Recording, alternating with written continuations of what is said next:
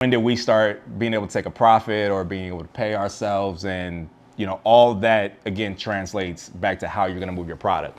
And this is something that for us has been it's been one of the harder things that we've had to figure out. Because again, there were just certain things that we didn't have access to that other brands had access to that made them go. And so for us, we had to, we knew that if we could get in front of people and we could show them the product, we knew, and not just show them, but communicate and create this experience where, we didn't spend a lot of money on the pop-up, but it was very intentional and thoughtful. And it also tied back into what the brand represented. We knew that we could get people out to those spaces that they were gonna buy product. And that's what has consistently happened since we started. Those experiences, right, because that's what we had to work with, because we didn't have any big retail relationships. I will say shout out, they don't exist anymore, but shout out to Fly Kicks. That was the first store on Peter Street that actually took us in. So say he runs a brand called Raunchy, and then Ebony Ward. She used to run that store, and now like she's managing Future and Gunna and all those guys, right? So really saying, okay, this is what we have to work with, and we diving in on that created all these other opportunities, right? We don't get, and so even now, the stuff that we're doing like with the after school program, right? Our corporate partners are really intrigued by that.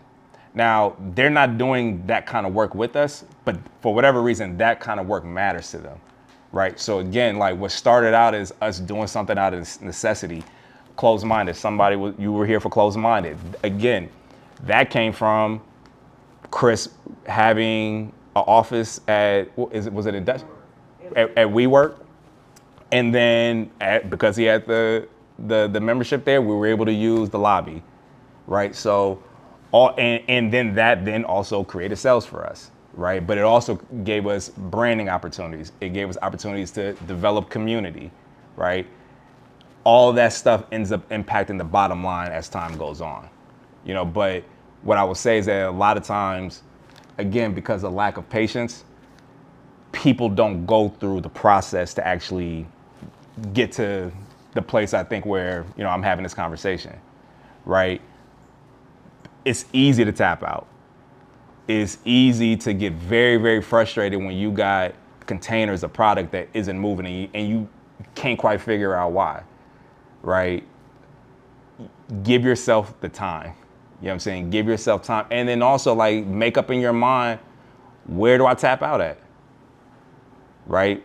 And for me, at one point it was like I wasn't even considering that question. Right? I wasn't considering, how do I leave this? Or what's the end game with this?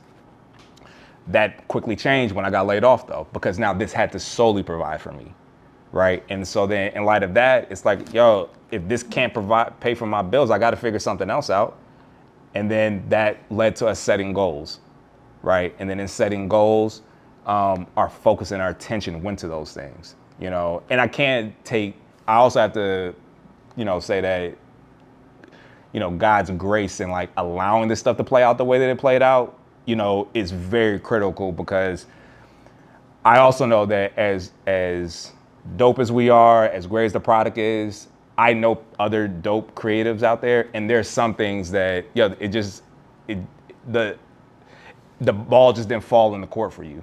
You know what I'm saying? It didn't pan out that particular way. You didn't get those opportunities for whatever those reasons may have been. And so, I also, look at God's grace. It's like, man, like that plays a huge part in how we get to this point.